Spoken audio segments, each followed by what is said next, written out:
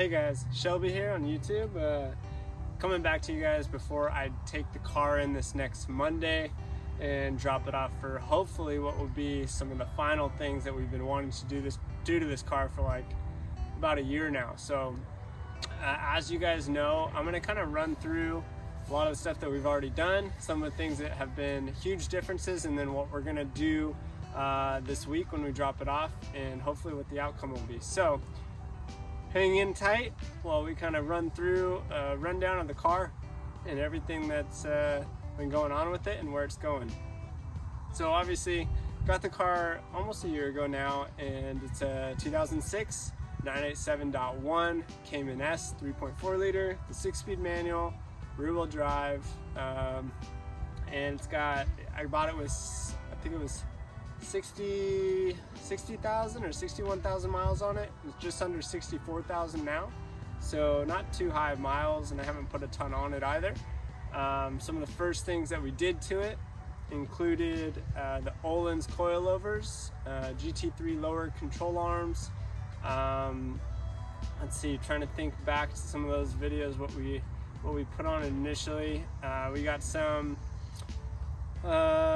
tie rod end links, adjustable tie rod end links, sway bars, front and rear, the Apex EC7R wheels in size 18 by 10.5 rear and 9-inch in the front, and then got some Yokohama AO52 tires on there, 275 40s in the rear, and two 245 40s in the fronts.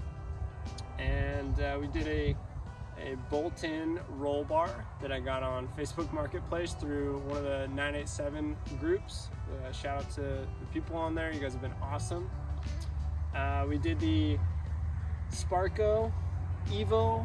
I did the Evo S for the driver's seat, since I'm a real small guy, like a 28-inch waist or so, and the Evo L for the passenger seat, just in case we can fit everybody comfortably. Let's see, we did the racing shift knob, weighted shift knob in gold to match the wheels, and I've got like a cool little Cayman S printed, 3D printed iPhone holder, which has actually been absolutely amazing. For those of you that own these cars, you know there's not really a good spot to put your iPhone, and whoever made this on Facebook, you can look them up on the groups as well. Such a sick little product. Let's see, oh, we did the Momo steering wheel, so the suede outside feel, and just the quick release hub, and I did a Sparco quick release hub because the Momo ones were not available, and I've heard the Sparco hubs much better, so we did that. Let's see, we've got, for some of the performance things, the car came with the GT3 Plenum throttle body, so that's already on the vehicle, and it has Top Gear full exhaust, so the Cell 200 catted headers, and then their standard valved exhaust, which is amazing. I don't ever close the valve, so it's always open. What else do we got there? Ooh, we've got the OS Geekin limited slip differential put in, which is such a sick add-on feature. Haven't really gotten to break it in fully or really play with it fully yet, so it's only got about maybe 250 miles on it so far, so I really want to get that thing sorted out once the car comes back again, but that'll be pretty cool. I love having just better positive traction out of corners and better handling through corners with power on, so hopefully that'll be noticeable when we autocross and on the track. And then for aero, we have the Gt2 3-piece front splitter, which has been an absolute hit. Everybody asks, so which splitter do you have on that? What is that? How do I get that? Gt2, you can find him on Facebook, or he has his product sold through Demon Speed as well. He's an awesome guy out of Canada. I have his front splitter, the 3-piece one, the 987, and then the rear diffuser from him as well. Super cool. And then I've got the dive planes from Gt2 as well, and those are you can order those through his Facebook directly or through Demon Speed as well. And then we did a little bit of vinyl around the rims of the headlights. Don't know if anybody likes that or not, but I thought I just kind of cleaned it up with the color of the car being black, just to make it look a little bit more modern with that look. We have the Getty base with the RS wing for the rear so far, but I am going to be swapping that out with a totally different setup here in the coming weeks, so you guys have to stay tuned to see what that looks like. And we have Maxton out of, well, I guess stateside, but the European company that makes ground effects kits and diffusers and stuff like that, and splitters. They have the side skirts. That's what I have on the car right now. May switch that up. They're fairly inexpensive, but they look pretty good. Trying to stay in tune here. What we got? Oh, we have the deeper oil pan and fin kit, so that the oil capacity is increased, so that we don't encounter any oil starvation issues in the future. That's a common problem on the 987s. Before you guys ask, I have had bore scoring tests done, well, oil sample tests for IMS issues, and checked for bore scoring. So far our car is fine. Hopefully it runs that way. It's a very small issue for most part.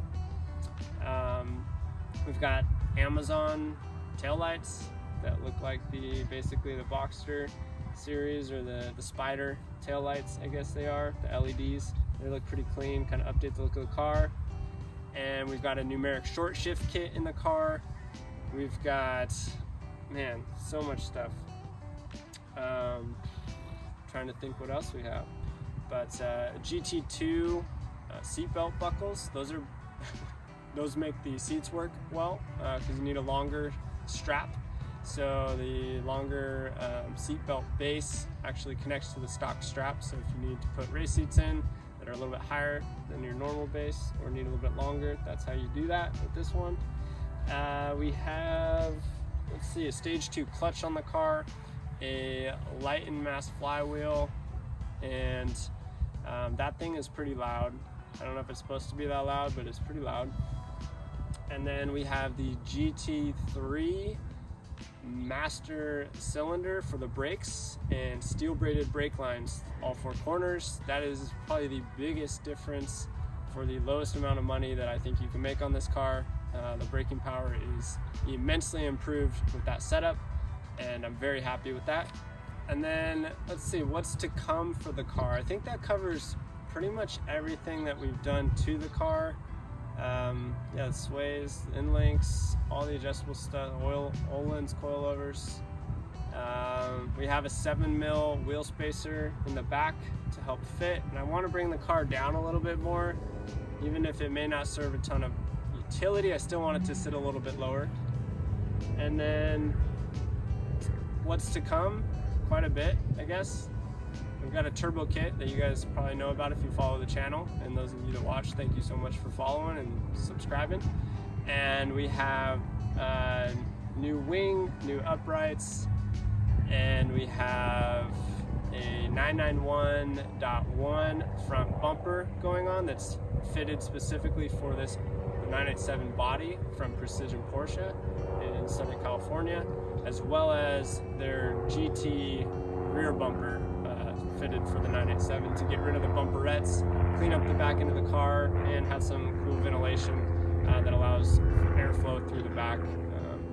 And I'm trying to think, I think that's everything.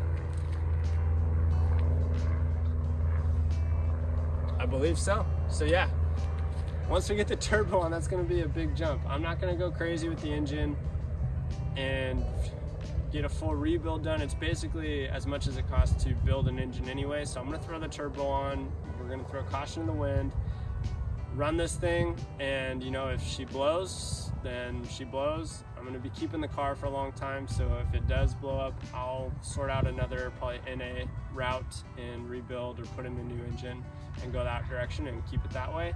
Otherwise, you know, I'll run it as long as we can, and it'll be a good time. Running about maybe 4.5 pounds of boost, should be hitting 430, 450 wheel horse, and she's gonna be a ripper. Definitely gonna be a ripper. So yeah, thanks for everybody that's been following along and helping out. Like huge shout out to Peter Carla on Facebook, guys out of California who literally I've pretty much copied my car for the most part at the beginning to what he has in his car and what he suggests to do and why. So that's been a massive benefit having someone lead me in that way. And he also sources parts, so if you need anything, hit him up. Awesome for literally pretty much everything I've gotten on the car has come through primarily through him. Shout out to bigwheels.net in California for the wheels and tires setup. Super easy, drop ship to my door.